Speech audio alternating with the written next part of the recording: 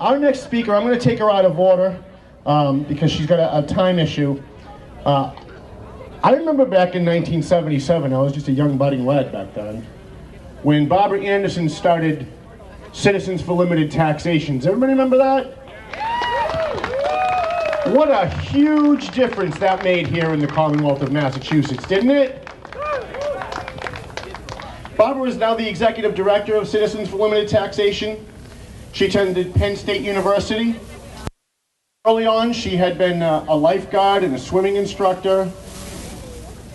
She's been in Massachusetts since 1971, and she currently lives in Marblehead. She started with Citizens for Limited Taxation as a volunteer back in 1977, and I remember that. Because my friend from Methuen worked with her, I won't mention his name, but my friend from Methuen worked with her at that time, and that's how I ended up meeting her. She helped to gather 4,800 signatures on a petition in this state to limit our taxes, and then became an administrative assistant for CLT. And from 1980 on, she has been the executive director. She's been a columnist, formerly for the Patriot Ledger, not to be confused with the Valley Patriot, or a real newspaper. And she's now a weekly columnist for the Salem News Eagle, really? Eagle Tribune Broadcasting? The Salem News Eagle Tribune News Group. She also co-hosted programs with Jerry Williams and Howie Carr in the 1980s and the 1990s. She's been on commissions for Governor King, Governor Weld, Cellucci, on government restructuring, funding, fiscal policy. She's on the board of directors for the National Taxpayers Union, and in 1999 she was the recipient of the 4th Lifetime Tax Fighter Award from the Howard Jarvis Taxpayer Association. Someone who really does a lot of stuff and really does go out and do the work, Barbara Anderson.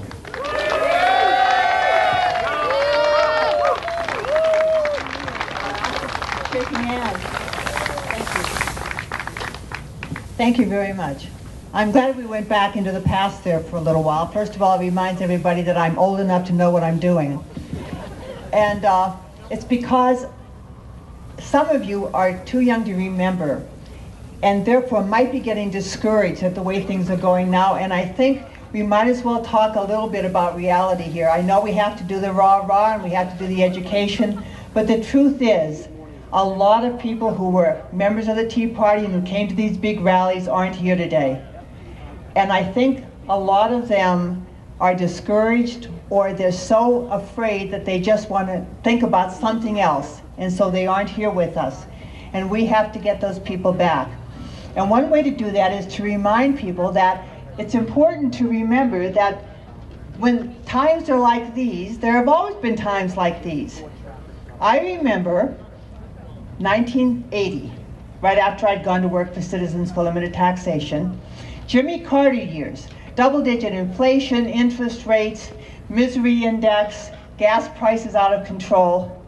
And some people, I'm not going to name names, but I know one woman who was keeping SpaghettiOs under the bed so she could feed her teenage son when the whole system collapsed.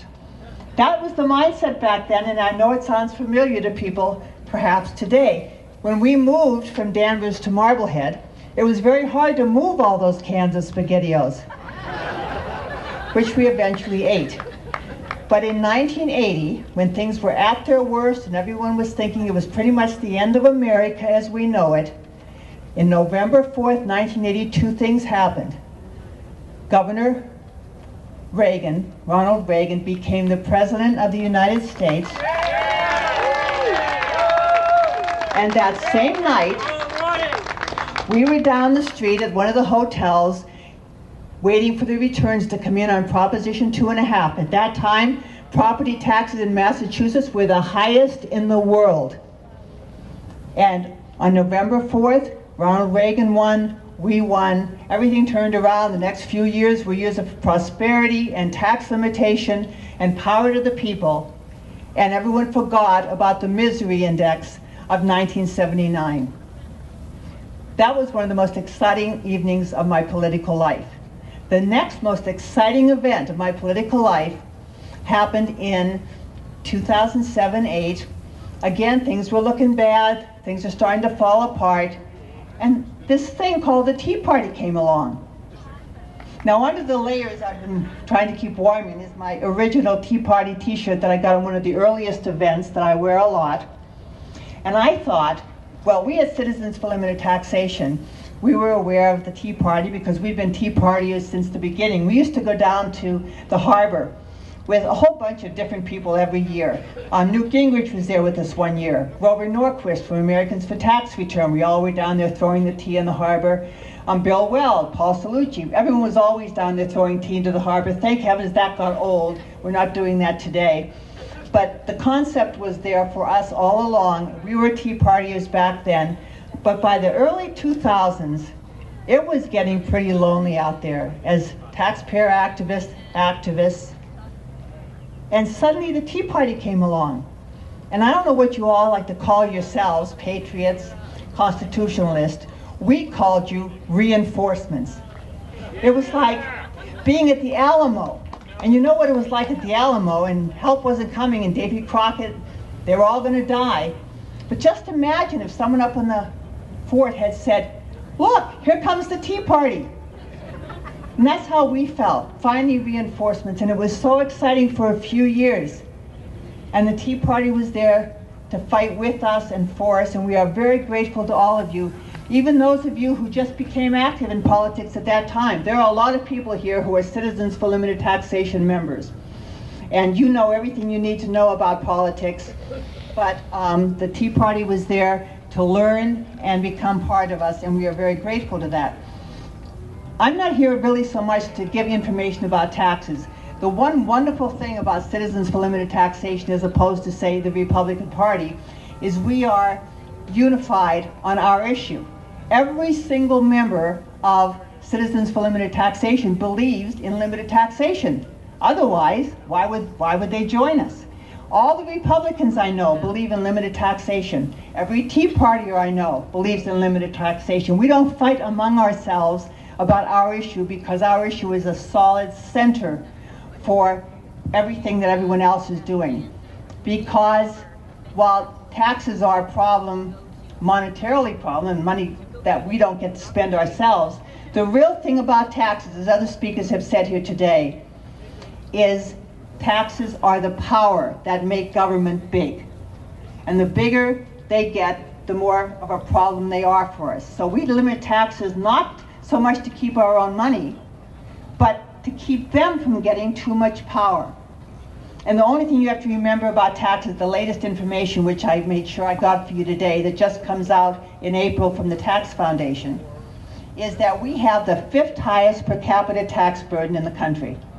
So no matter what you hear about how we're not doing this, and we need more money for that, we need a gas tax increase, we need this, we have the 5th highest per capita tax burden in the United States of America. So we have plenty of money. That isn't our problem. We all know what our problem is. It's a governor who doesn't know how to manage any state agency, and legislature, of course, that thinks it doesn't have to debate welfare reform in the middle of the budget debates. So we know what the problems are. Now that I've gotten out the information, and then you need anything else about taxes, go to our website, Citizens for Limited Taxation, just Google it, and you can catch up on anything that's going on in the state relative to taxes, and everything's relative to taxes.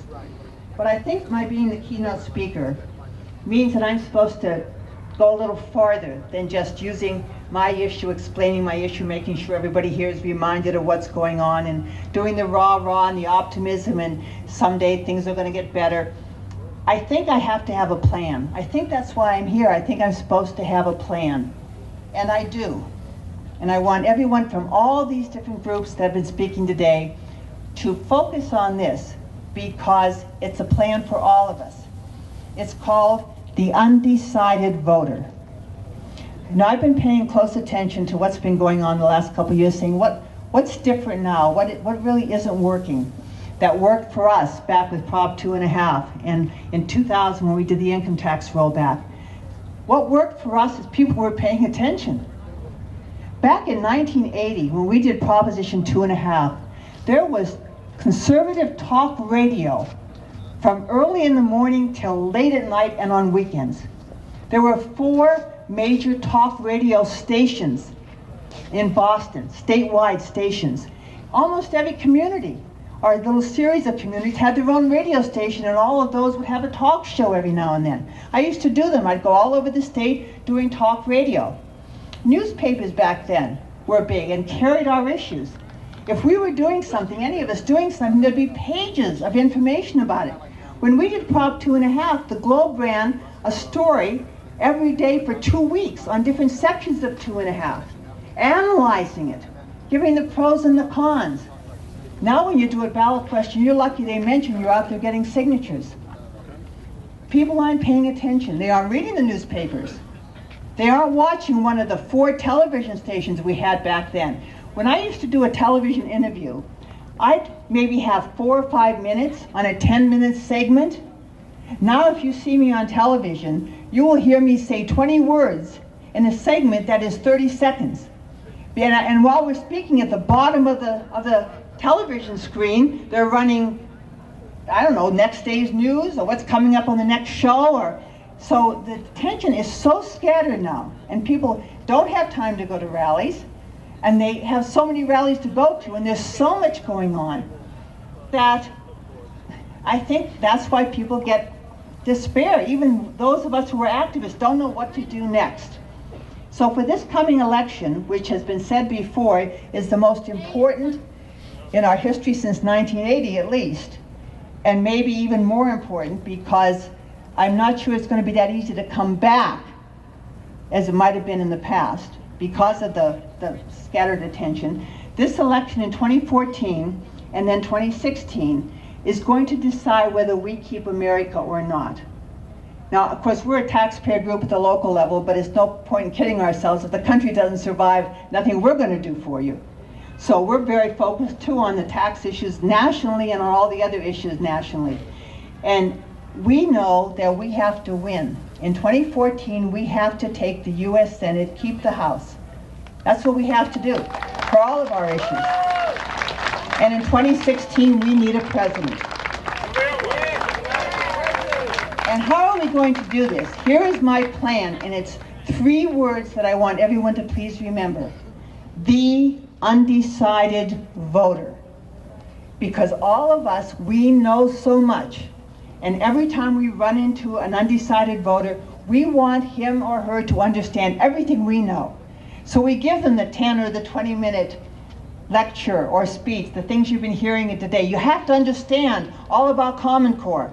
Well, they're not going to stand there for half an hour to understand all about Common Core, or about what the latest tax issues, or the Constitution, or all the things that we know, so we can start right with the middle of the conversation and then go on to our point of view and maybe some little disparities we have here and there. The undecided voter doesn't know anything about anything, and yet he is going to vote. Now, I'm not talking about people who don't vote. If there's one group of people in the country who don't count at all with any of us, it's the non-voter. If they don't vote, if they're apathetic, what do we have to do with them? Do we really want to spend half an hour trying to convince them to vote? This is not the League of Women Voters here. We would rather people didn't vote if they don't know what they're talking about, and most people don't. But if they're going to vote, then they have to know something, understand something about what we're talking about. And I think if they're Americans, and they should be Americans to vote, they have an instinctive understanding of what we're talking about. Some of them are older and they actually learned about the Constitution in school. But Americans, as Americans, genetically understand about freedom. And the fact that they're not hearing that out there in the media and they're not hearing it in school doesn't change the way they are. So they just need us to reach them with a simple message that resonates with what they are, and then we take them to vote the way we want them to vote. So every one of us, when we're talking about our issues or our candidates, have to have in our mind not the other people in our organizations who know everything we know, or other political activists who quickly understand what we know. We have to keep in the back of our minds the undecided voter and keep our message so simple, because you're not going to teach them everything you know. So simple that they will relate to it. And I'm listening to the speeches here today and I'm thinking, okay, take Common Core. I listened to a presentation on Common Core for a couple of hours, at several different places before I understood the problem. And when I understood it, it was perfectly clear to me. And it's one sentence. You're going to turn education over to who? The federal government? The ones who did Obamacare? And that's it. That's all we can really do in the minute we're going to have with that voter. When we did Proposition 2.5, here was the message. Property taxes are too high and we're going to fix them. That's it. I went out there and said that over and over and over again for the 4 months of the campaign. Property taxes are too high and we're going to fix them. When we did the income tax rollback in 2000, we didn't talk about the complexity of the tax code and how it affects the working environment and business and that. All we said was the legislature and governor, last governor, Dukakis, promised that the income tax increase would be temporary. It has been 12 years, and we still are paying that income tax. We called our campaign a promise to keep, and that's what we focused on. Focus is what we have to have. We can't educate the entire population. Even back when they were paying attention and we had 3 television stations and 40 different talk shows, we couldn't educate everybody. Certainly can't do it now. We have to find the one sentence, the one thing that resonates with them, that everyone can understand, and go out there and say it. And I think today the Tea Party came up with it. If you like your freedom, you can keep your freedom if you fight for it. Because you notice all the speakers here today, most of them were using some variation on that. If you like your borders, you should keep your borders. And that phrase that comes from the biggest mistake made by President Obama, lying to us about if we could keep our health care, if we liked it, we could keep it. We can all use that over and over again to make our message clear and get all the people in the country who have heard that one message, if you like your health care, you can keep your health care. Get those people to relate that message to what our message is so that they see us all as one unity of somebody who wants to keep America the way America is supposed to be. And the Tea Party is going to lead on that. Citizens for Limited Taxation will be right there, as we always have been, and so will all of your groups and all of you. So thank you very much for coming today.